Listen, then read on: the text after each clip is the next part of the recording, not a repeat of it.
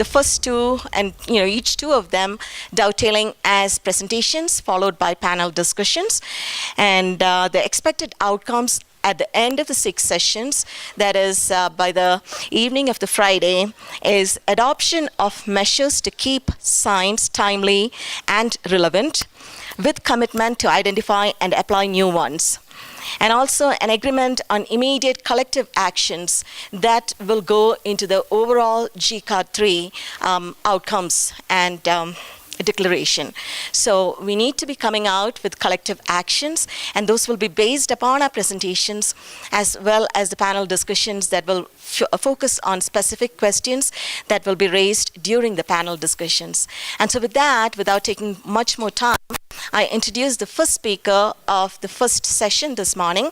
This is Marian Bansiger, DDG of CIMMYT, and Marian is going to be talking to us about an integrated CGIAR, innovations in science, technology, and development, and the SDGs. Thank you, Marian. Well, good morning, everybody.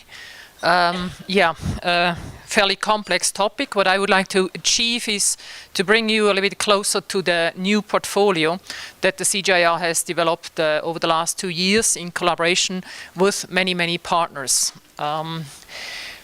This is the portfolio, different to before. It is an integrated portfolio, which means there are 4 cross-cutting CGIAR research programs that integrate with 8 Agri-Food Systems programs. There are also 3 platforms. Now, 15 minutes is not enough to explain it all, and I would like to highlight particularly 2 frequently asked questions, and that is, why Agri-Food Systems? Is this just cosmetic? And why new platforms? We know the Gene Bank platform, providing us with the genetic resources, maintaining them in the CGIAR, but what about genetic gains in the big data and ICT platforms? The first one, why Agri-Food Systems? Well, we all acknowledge, now the question is how to tackle that livelihood approaches are complex and they are diverse. And if we want to make a difference, we have to make it into the diversity of these systems. It's not just about livestock or not just about maize, but what difference does it make to this farmer? What intervention can make a difference? If you look at optimizing agri-food systems research, it has become much more complex. Agronomy research was almost dead. Since then, a lot has happened. We have much more data-driven support. We are wondering today, if we think about potential interventions, about targeting, about value chains, are there markets, about mechanization. Can we increase factor productivity through mechanizations? How do we get the information back to farmers through cell phones? All this has become part of agri-food systems research. If you look at this farm level, we also understand and are quite outspoken about, it's not just agriculture that generates an income for farmers, but off-farm work, cash crop, food crops, surplus selling, or food that is consumed. And we can look at how, for example, of different landholding sizes, how food crops, cash crop, livestock, off-farm work contributes, in this example, on the food availability and the food security of these households. And quite obviously, they change with farm size. And we can look at how an individual intervention improves that food security across a wide range of households that are here listed across the size of landholding with these households. So the point is not to just generate any intervention, but to generate intervention and scales them out that truly make an impact on a range of household situations and to have substantive impact on those household situations. So that's the commitment of the CGIAR as we move towards agri-food systems research. I could have given you examples of technologies that have been promoted in the CGIAR that would give very minor impact on the actual household situation. Desirable successful interventions, they are both providing robust benefits in a range of contexts, and they need to be scalable. We have a range of programs in the CGIAR with NAS, private sector collaborations that reach out to 200s or 100,000s of farmers, and that is the scale we need to look at in these kinds of interventions. They need to not just provide yield increases, but profitability increases and contribute to sustainability. What we all find, even if we just look at it from the complexity of these approaches, is that they are data intensive. If we target, we have much more information, GIS information available that allows us to target, for example, interventions like in this example of Bangladesh, how we could intensify dry season lands in southern Bangladesh on quite substantial land area. All that together brings us to one of the challenges that we are faced, and that is to increase our ability to capture data, process it, link it to decision support system, and communicate it back to farmers. A lot of that data, a lot of that know-how is outside agriculture, energy security sector. That is one of the reasons why we are entering with the big data platform into the portfolio that should help us to develop these linkages.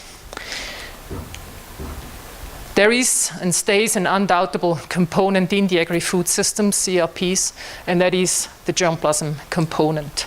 Germplasm has been one of the most impactful activities of the CGIAR. Like, for example, this is a recent wheat impact study that shows tremendous benefits, CGIAR-related varieties sown on more than 100 million hectares. The CGIAR, this comes from the International Treaty on Plant Genetic Resources for Food and Agriculture, up to today stays the most important germplasm distributor in this world. 94% of the germplasm that is exchanged in this world comes from the CGIAR. Now, these are just treaty members. It doesn't include, for example, the United States, but even then, the CGIAR is the tremendous germplasm provider. So what are we doing about this? Well, the challenge is a recent meta-analysis of over 1,500 studies shows that we, and Lindiwe cited this already yesterday, a 5% decrease in crop productivity for every 1 degree temperature increase. At the same time, Fisher, Biley, and Edmeades, they looked at what are the breeding grains across crops at the global scale, and they found that principally, except for a few exceptions, it's less than 1%. So what this essentially means is in a 10-year breeding process, we work 3 years simply to stand still. And it's only for 7 years that we actually increase the productivity. At the same time, we are still faced with substantive greater demands by mid-century. Climate change can have drastic impact. There is another study that has come out about how the 2-degree scenario, the impact on bean production, for example, in East Africa, where if we don't do anything, and these are heat-related losses, so breeding is really one of the few approaches that we have to solve the problems. Bean production will essentially be wiped out in Eastern Africa. These are drastic scenarios, and so we probably need to have a pretty clear strategy how we tackle these scenarios. We have not just a threatening situation, but we have lots of opportunity. The Genomic Revolution, that's there. A decade ago, we were talking about the Human Genome Project. It was a huge project around the genome of one human being.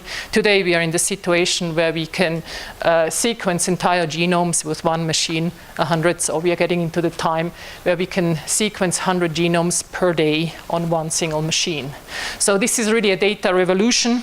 If we see how this translates into the CGIAR, we have germplasm banks that are so far very little utilized in crop improvement. We started to genotype some of these germplasm banks. We are discovering alleles that are not there in improved germplasm that give tremendous added yield benefits or added resistance, added heat tolerance to improve germplasm. This is the potential that we have there. This is what can help us to change breeding into the next decades. If you look across the CGIAR, you find a whole range of breeding programs that are using molecular breeding approaches, whether that's in chickpeas, in potatoes, in maize, wheat, rice. The issue is that very often, if you look into this, these are proof of concept type projects that are executed with a couple of populations, but we have not really changed how breeding is done. If you look at the main breeding stream that goes at the developing world. So if we look, and that is what the CGIAR did as we designed the new portfolio, if you look across the crops, there are about 21 crops. They, in 6 Agri-Food Systems program, but it's actually behind that the concept of one pipeline. You go from the genetic diversity to trait discovery, variety improvement, seed systems, into the value chains, and of course with lots of feedback mechanisms. But ultimately it's not a question what we can change with one research project, what are the insights we gain, but it's a question of how are we able to accelerate this breeding pipeline in all the programs, whether that's with NARS, with the private sector, or with the CGIAR, in terms of accelerating this pipeline as it is targeted particularly at the developing world, where we have the most substantive challenges in regard to climate change, increasing demands. So, and that's exactly what's the objective of the Genetic Gains platform, to look across these pipelines, to identify best practices, to enable and as well becoming accountable for the mainstreaming of those best practices in our breeding program, so that genomic selection is not a proof of concept type research done in one crop, in one breeding program, but truly influences how breeding is done with NARS, with the private sector, with the CGIAR. That's the ambition. It does require greater investments. I think if we are looking at where we have arrived at with germplasm development, it provides some of the most unique solutions to the Sustainable Development Goals. And at this stage, we are in a quite low point of investment. Last take-home message, research, previous GCARP meetings, other meetings, it's very often people say, look what I can do with research X. That will not make a change to the Sustainable Development Goals. The Sustainable Development Goals are quantitative goals. It depends to the extent we are able to mainstream these research. It's not just among farmers, but it's even in our own programs, to what extent we are able to mainstream best practices on agri-food systems type research and identify those interventions that have the larger scale impact, to the extent we are able to mainstream best practices in our germplasm research and really make a quantitative change to this world. So that's what I, in quick, fast words, explain about the new portfolio, and there are many of my colleagues around. Please interact, understand more where we are going all together. Thank you very much.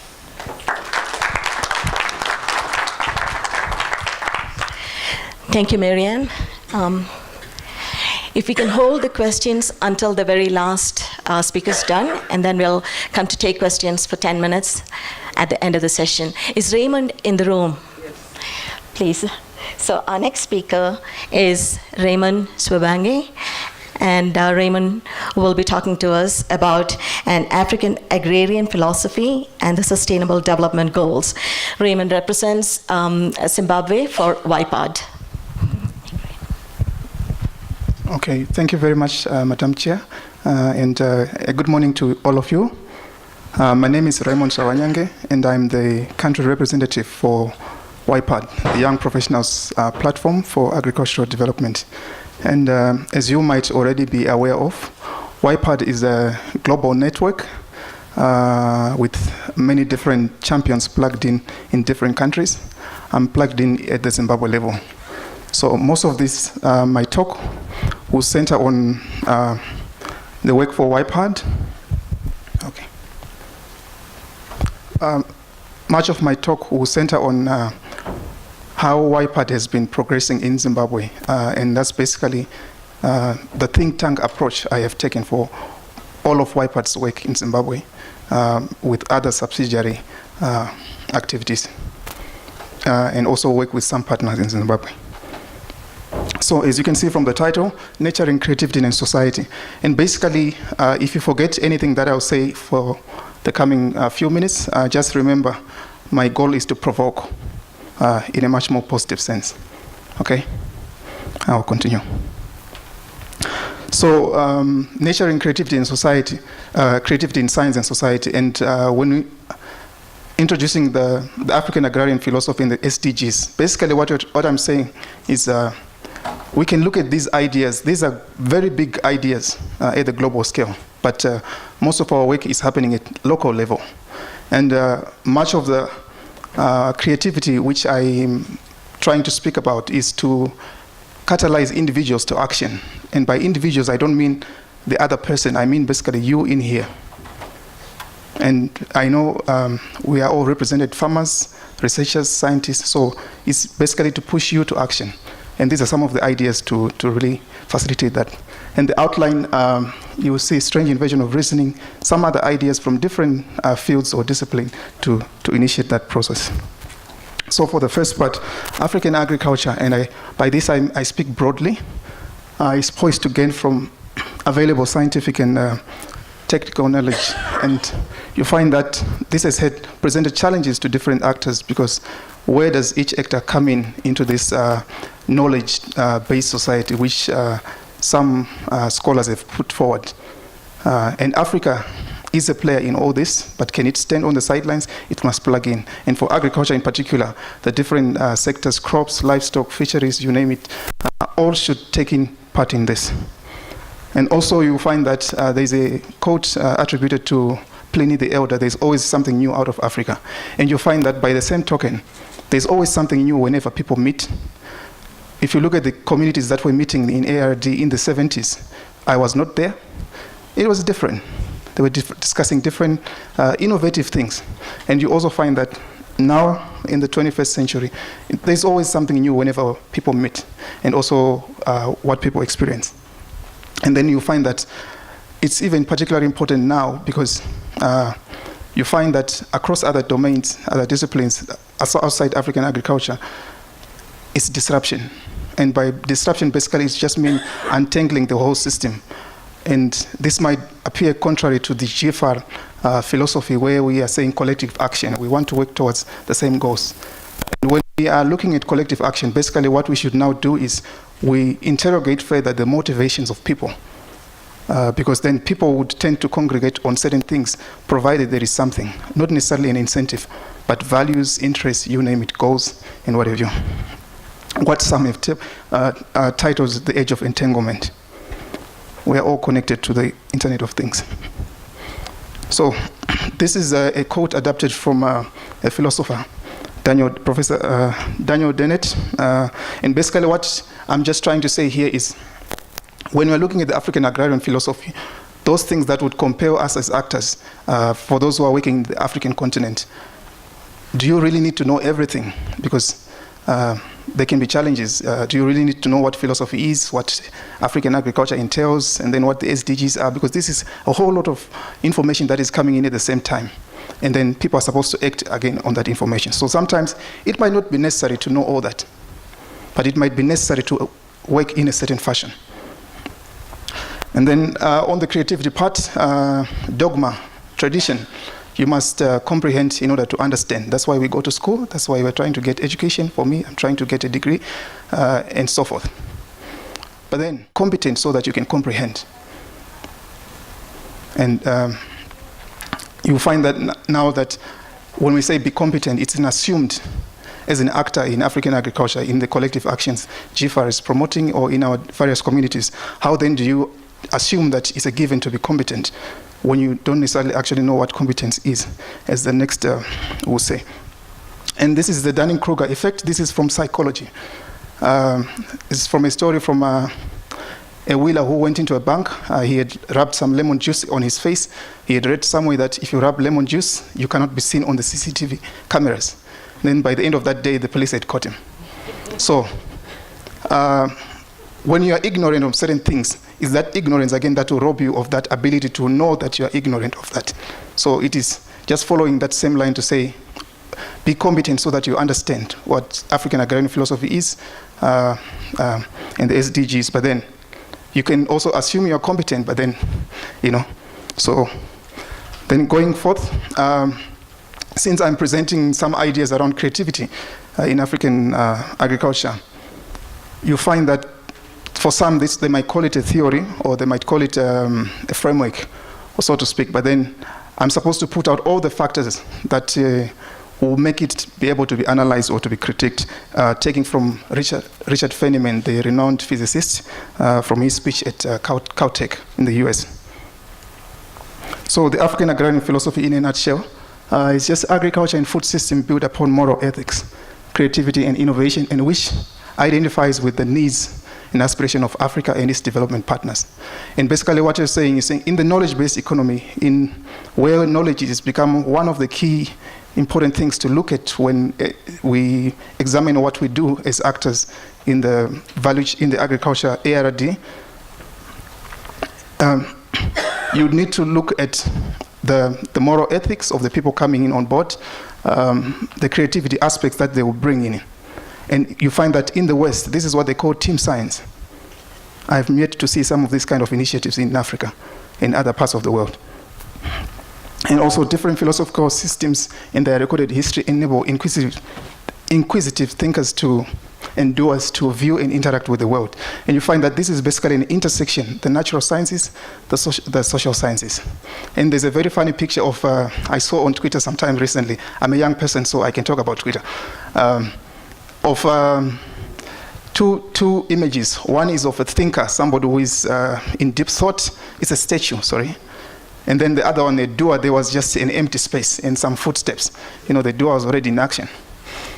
So, but all these things, they allow us to interact with the different things, knowledge that we are exposed to. So some features of the African agrarian philosophy, some of these points are taken from my latest book, which is written at the bottom there, this one. So this is where many of these ideas are explained in detail. But just of interest is it prioritizes small-scale producers, and we have seen this message being shared by some of our keynote speakers, even the speakers in the different arenas, that small-scale farmers or smallholder farmers are very important when we talk about agriculture. And also, what I want to really it radically changes human thought and action.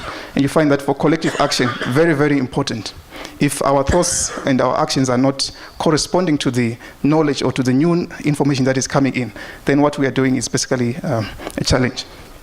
And then maybe what is of interest is the nurturing of agripreneurs and the development of agripreneurship. There's a business component in all that, and all this, and actors would need to see where it fits. And then, of course, the SDGs, I won't say much here. I think the previous speaker has said a lot on SDGs, but basically, SDGs, you find that the discourse now is not so much on what SDG number 5 means, what number 10 means. It's just basically looking at them lump sum. And this is quite different from the MDGs, where there was specific focus on MDG 1, different actors focusing on that. But now we see the discourse has changed. But this might not be true for all actors. So this also for the SDGs. And then the youth component, you find that in the African agrarian philosophy, we want the young people to come in using the energy they've got to catalyze some of these things. And the broader aspect is the human civilization. Okay, and then also the intelligent and safe application of these lessons that we're learning, or this knowledge, new knowledge that we are creating for foresight, for looking ahead. I mean safe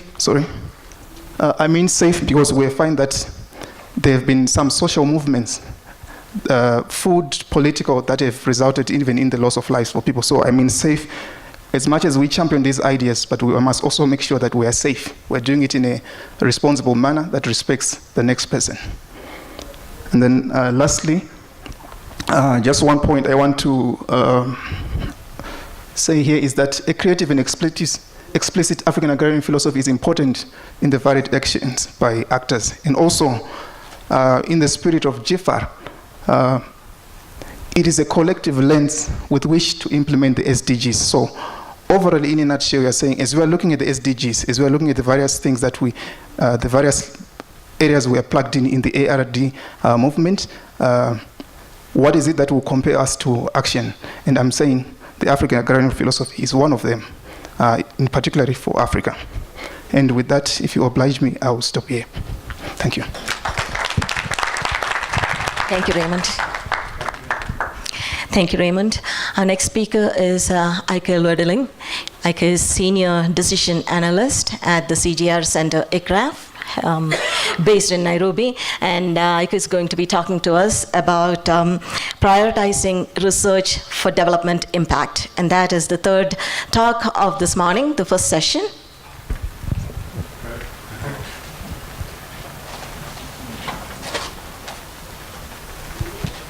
Yeah, good afternoon, everybody. I was going to say good noon, but we're a little bit behind schedule. So I want to give you some insights, and when my presentation comes up, about the work that we've been doing at ICRAF, the World Agroforestry Center, and within the CGIAR program on waterland and ecosystems, WLE. And that work focuses on prioritizing research for development impact. At least that's one of the applications of the work we're doing. So I'm giving this presentation on behalf of myself and also Keith Shepard, who's leading the Land Health Decisions Unit at ICRAF. We all know, everybody who works in research for development or in development itself knows that knowledge gaps are everywhere. Basically, wherever we look, especially in Africa, but really everywhere, there are many more things that we don't know than things that we know. A good example is the distribution of weather stations, high-quality weather stations, the list from WMO here. We see huge gaps in the places that most of us work, and that is, of course, often a bit of a problem when we want to run models, etc.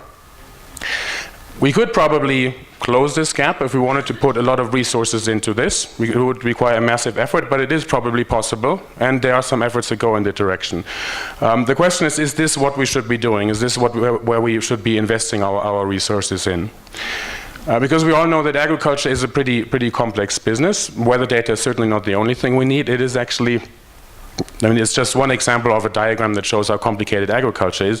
We know that there's a whole lot of ecological factors, there's social factors, there's the economy, there are things like governance, land tenure, etc., that all play a role, and all of these are normally not known with a lot of precision. We often don't have data. With many of these things, big data won't be able to do much for us, and we have to really wonder which of these factors we have to put our efforts into. And it doesn't get bigger, of course, when you look at the scope of the challenge, the millions of farmers that we're trying to reach, because these factors vary across the world quite a bit, and you can put the same diagram at basically every place you work in, and if you zoom in, it doesn't mean there are less diagrams, there'll just be more. So basically we could be investigating a lot of things if we really wanted to, and obviously we can't. We cannot close all the knowledge gaps, and we really, given that research or resources for research are limited, we should really prioritize and figure out what we should be investing in. Yeah, so if we can't close all the knowledge gaps, what do we really have to know? Where should we be putting our money? Now, the work that we're doing at the moment focuses on decisions, because we've realized that decisions are critical bottlenecks in basically pretty much all the impact pathways we always consider. We often like drawing up things like this. That's just a conceptual diagram of an impact pathway.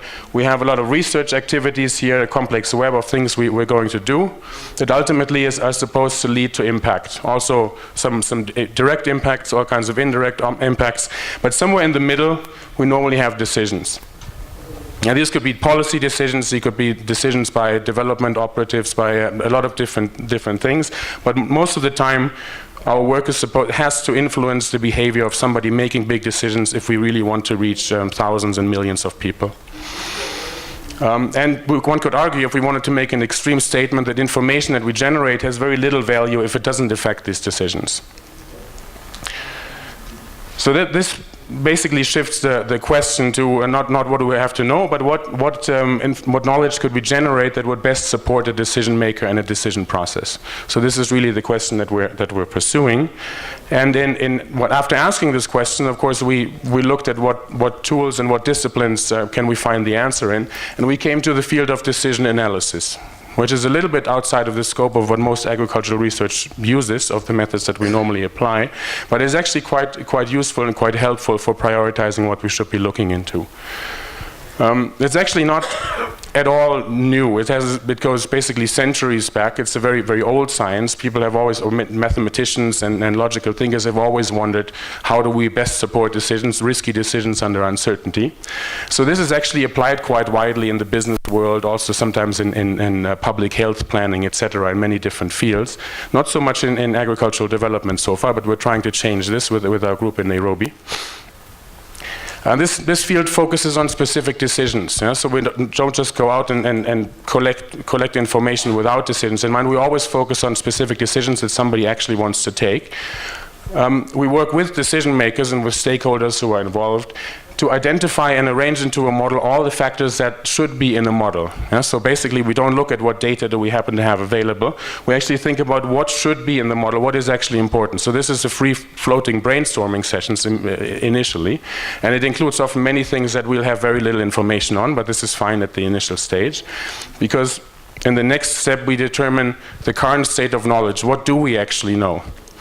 Because even about complicated driving factors of our decisions, there are very few that we actually know nothing about. If we're really honest, we can normally say things. Maybe we won't have data for something, but we normally have information. Experts that we can work with, local insiders, farmers, can actually often tell us things, at least with a certain amount of certainty that we might be interested in. They won't normally give us precise numbers, but they can maybe give us a confidence interval, kind of a range, the value of a certain variables between A and B, and if we can learn to work with such ranges, we can actually start making some calculations even with uncertain information.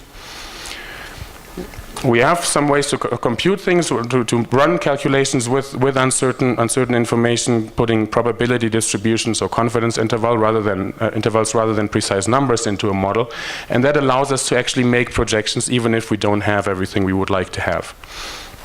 And once we've done this, we can not only get a first cut impression, a very coarse impression of the range of plausible outcomes that we can expect from making a decision a certain way.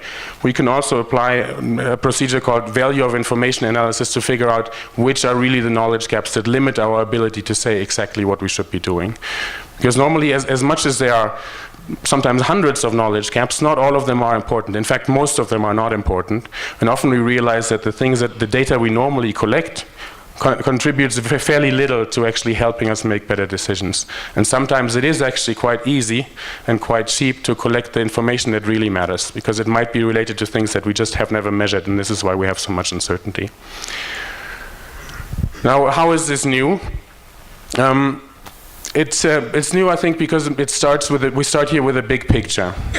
As scientists, we are often used to going into the details, designing a controllable experiment or taking a few soil samples somewhere, and ultimately we hope to put these pieces together and get the big picture, get the whole puzzle.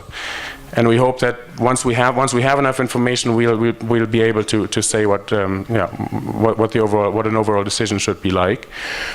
We don't do this. We don't start at the smaller. We start with a big picture overview without having a lot of detailed knowledge initially. We're trying to consider all available information. Now, we have a certain tendency in science to go out and collect our primary data, and then we base our findings on this. We use whatever we can find, and that often includes expert knowledge, because experts are often the ones who can really tell us the most about how systems work. Because for projecting the impacts of a decision, we actually have to know kind of the causal structure of a system. If we do something, what happens then? What happens next? What happens after that? And this often can be much better gleaned from asking somebody who's worked and lived in a system for a long time, rather than by collecting primary data. So we also have to accept that we cannot know everything and work with the knowledge we have. But because as I said, we rarely know nothing at all about something, but we just have to get better at actually saying what we know, rather than saying immediately that we don't know something. We project ranges for decision outcomes. We don't give precise information, because that in many cases would be a bit dishonest, given that we have our own uncertainties. And we quantify which knowledge gains would be the most valuable for decision makers. And so what information does the decision maker really need, rather than what do we think should be measured. And we then can try and fill these gaps to improve decisions. So this is basically, this would basically be the priority research that we could be doing. Here's how we drew our process up, the process we're designing at ICRAF. We always start with development decisions. And we have a participatory analysis process where we have a decision analysis facilitating, but including decision makers here on one side and also stakeholders feeding into this process. Together we develop transdisciplinary decision models, so putting everything that we should be putting into a model into it, basically everything that our stakeholders tell us. We then try and define the current state of knowledge, name all the risks and uncertainties that exist, and run probabilistic simulations. So this gives us the plausible range of the outcomes of taking a decision a certain way. In many cases, this won't give us very precise information. We have to identify knowledge gaps, do supporting research, and then go through this loop again, sometimes multiple times, until we can reach a state where we can make robust recommendations we can actually have confidence in. And then hopefully this will lead to better decisions and ultimately better development outcomes. This is basically the thinking here. Very brief practical example. Not strictly an agricultural intervention, but this was an analysis we've done for a water pipeline in Kenya, in northern Kenya. The setup was a controversial decision for tapping an aquifer somewhere in northern Kenya to supply the city of Wajir, which was about 100 kilometers away, so quite a substantial investment, obviously, and it's quite controversial because you don't easily take water away from someone in the drylands. Everybody from drylands knows that. So what we've done is convene a stakeholder workshop and developed an expert-driven decision model for this decision. Here's our initial group of stakeholders we consulted, and we then worked with a smaller group from among these to actually develop the model. Yes, gender balance wasn't great. We acknowledge that. There's a woman though. Well, we're getting better at this. We didn't strictly select the stakeholders. We had them given to us. There's no time to go into details, but this is a high-level view of what the model looked like. You can see here, basically this is a probabilistic cost-benefit analysis for all the stakeholders involved. Basically all of these are different stakeholders we considered, and ultimately we calculated a project bottom line. Yeah, so here we really listed all the costs and the benefits for the stakeholders, considered the risks that were relevant to the intervention, and then saw what we can do with this information. Here's the outcome. Just again a very quick view of it. This is just the overall outcome. We have these separately for all the different stakeholders. Well, as I said, we run a probabilistic simulation, so we're not able to give you just one number that says, well, this is the impact. But we ran things 10,000 times here, giving 10,000 estimates of the likely outcomes of the decision, which is nice when you have a risky situation, because you should be playing through all the things that can actually happen. It turned out that we had a slightly higher chance of negative outcomes than of positive outcomes. 56%, with a big spike here. These are all the cases where something bad happened that made the whole project fail. Yeah, so that's actually quite important to maybe as a take-home. We have a tendency to have put a bit of wishful thinking into the process. It's all going to go right, but it does actually pay off to think through the things that can actually go wrong in the technologies we're trying to introduce. So our recommendation here was, well, with the current state of knowledge, it's very difficult to make this decision. For one thing, it is incredibly risky. So those people who are kind of very enthusiastic advocates of the pipeline probably don't have it quite right. Similarly, also the strong opponents also probably aren't considering all the information. So there was really very little basis for having an extreme opinion on this in this case. Interestingly, the research priorities, so the key uncertainties in these decisions were not what people had initially in mind. We had the value of reducing infant mortality, for example. This is not something that probably any of us have ever measured, but if you're thinking of putting money on the table, improving the water supply of a town that currently has 10% infant mortality or something like that, one of the certain benefits is that this is going to go down. Is that worth the investment? It's actually a question that, it's a bit of an ethical one, of course, but it is a question that we sometimes have to ask ourselves. And it is actually very important in judging whether this is worth doing or not. We also had the risk of poor project design or the risk of political interference, which could basically eliminate the positive prospects for this project entirely. So doing something to either take measurements on these factors or change the design in a way that makes these risks smaller, at least. There are things you can do, awareness raising, more inclusive planning processes, etc., could actually help us improve the prospects for this decision. Interestingly, the measurement, one more slide. The measurements that had been commissioned had very little information value. For example, hydrologic risks, they certainly were there. They were also not insubstantial, but they were not the biggest knowledge gaps here. And the investments in figuring these out, which were quite substantial, were possibly somewhat unnecessary if we'd taken care of these other factors first. Last slide, prioritizing research for development impact. These are basically conclusions here. In setting research priorities, I think we should consider the decisions we want to support. Research should fill the knowledge gaps that affect decisions, because that's actually when our research is most impactful. And it's very difficult often to define these research priorities without a formal decision analysis. So this is why we're trying to introduce these methods into research for development. We should generate the big picture understanding first and assess the current state of knowledge also before we decide what to study, because otherwise we will have a hard time knowing what's actually needed. Finally, research for development could benefit a lot from adopting decision analysis approaches more widely, because these are actually designed. The purpose of this field is to support risky decisions on complex systems under uncertainty. And to me, this is exactly the challenge we often face in agricultural development. We're not normally looking at situations where we're looking for the basic laws of nature or the things that hypothesis testing methods are really designed for. We often have these complex systems, we have uncertainty, and we're supposed to advise somebody on the best actions to take. Some more information, afterwards you can come and click on these links here, they're all hyperlinked. So some more information on our work. I've brought some copies of this blog here if anyone is interested. And I'll thank you for your attention.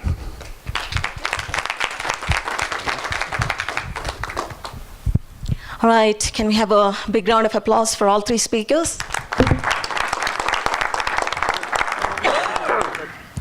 So it's a little bit of a challenge to fit all of these important concepts and thoughts into a 10-minute or a 15-minute presentation, but we tried to do it.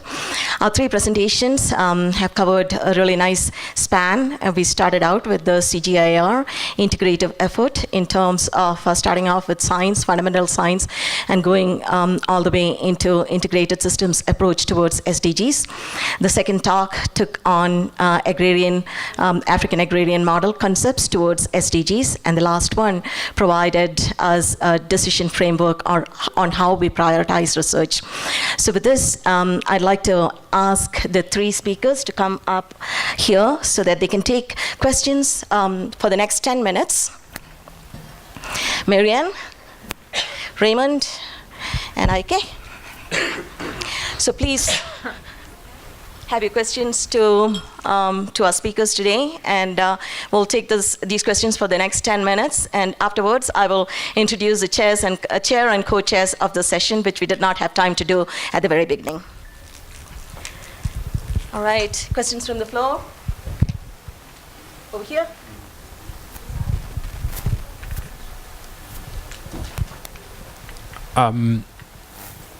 Morning, my name is Sandile. I'm from the Agricultural Research Council.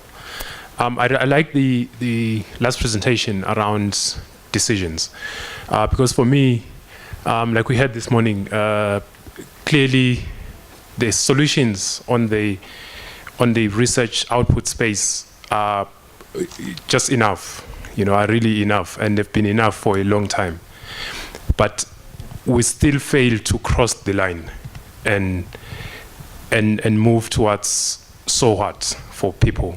And I think the power of the decisions also at farm level, but I think effectively the policy failure for me is quite an interesting one. And I think I'd like to hear what that work, of course it's growing work, but how that work is beginning to make the policymaker think differently about how or about what their decisions literally have impacted food security in local in the nations of interest. Yeah, thanks. That's a good question. Actually, when I listened to your talk, I was thinking this would probably resonate with you. Experiences so far are somewhat limited, I have to say. In the case that I presented to you, which was kind of the most complete complete case we have so far.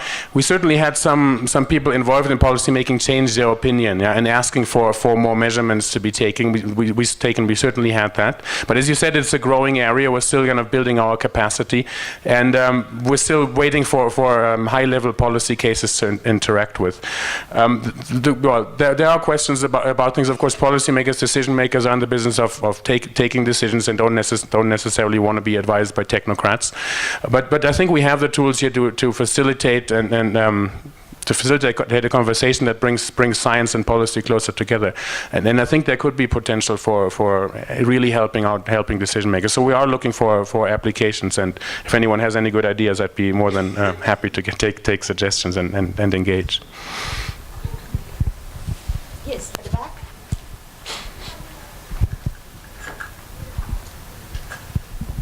Good morning. Very good session from the three presenters. My name is Ian Douglas from the House of Rediscovery in Barbados. My question is how important is the spiritual connection to agriculture in your work going forward and as a scientific theme? Because I know, for example, in Ghana you have a yam festival and there's a dance to it and there's a certain ritual that they go through in planting. How do we go go forward? Should I try? I can say something about it.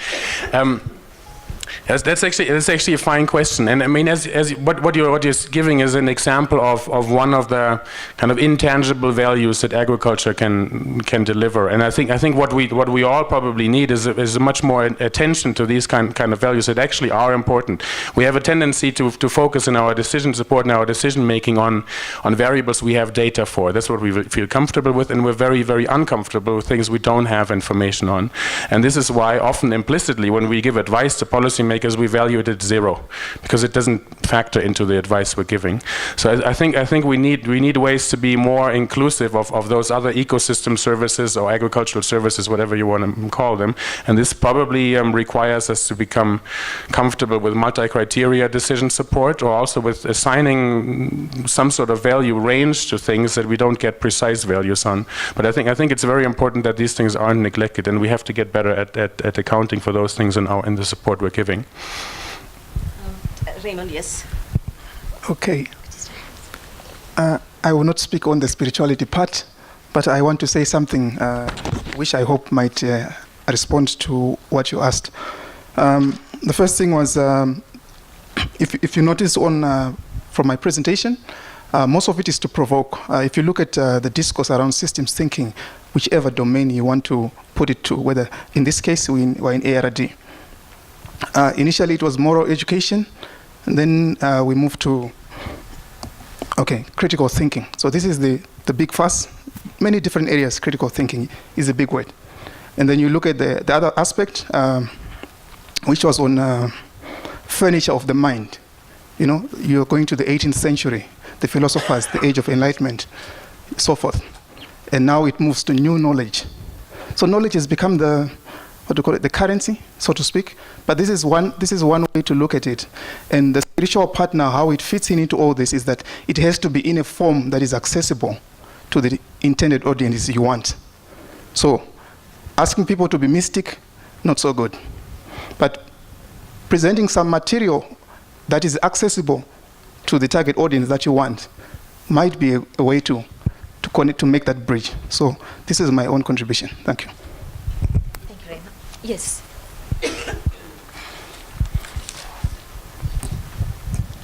Thank you. Very interesting presentations. I think the first presentation talked about some of the things that we're going to be facing and how we're going to have to use innovation and modern science and all kinds of tools to meet the demand.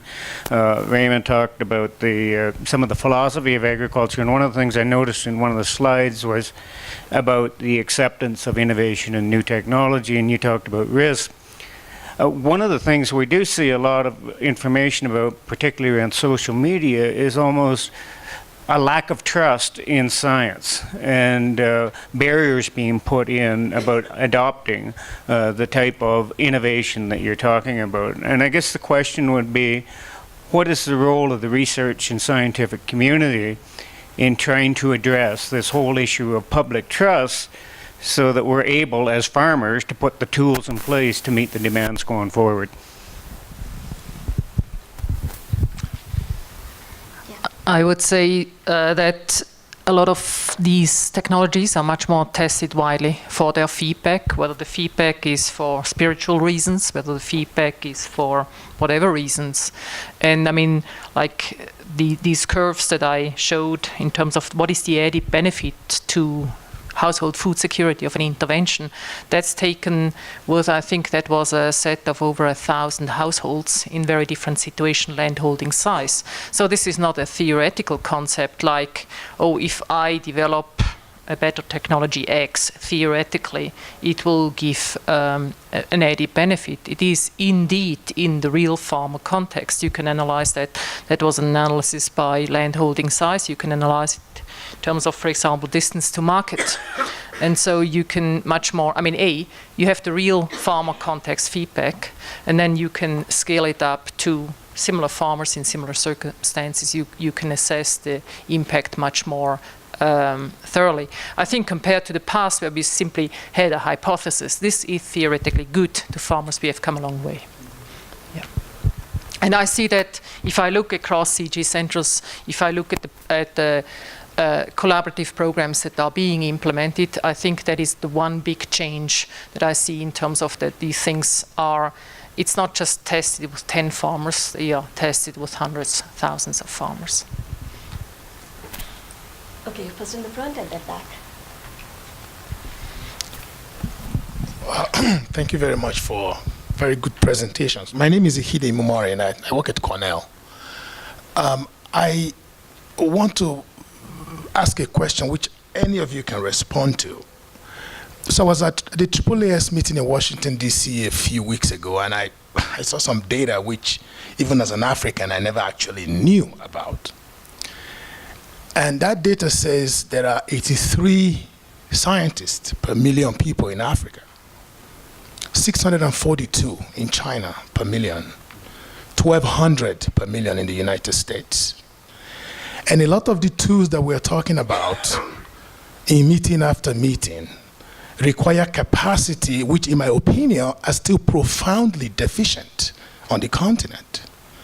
And so we've got these tools and things and on this one end, then we've got this other extreme where we don't have enough people, I think, to implement some of these things. So I'll give you one good example. I'm from Nigeria. There's 142 universities in Nigeria, but you cannot sequence DNA in any one of them. You can quote me on that. So what suggestions do you guys have to fill this capacity gap? Marianne? Yeah, I mean, that statistic is true. You can we made a similar on investment, for example, in breeding.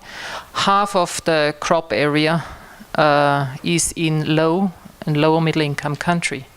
The R&D investment is 5% of the global R&D investment. So it is the same issue. So I think the advantage that we have is that you have easier scalable approaches, particularly with the information age. I mean, whether you transmit information by cell phones, whether you make modular training approaches training modules that you can use in any of the universities worldwide, that has, I think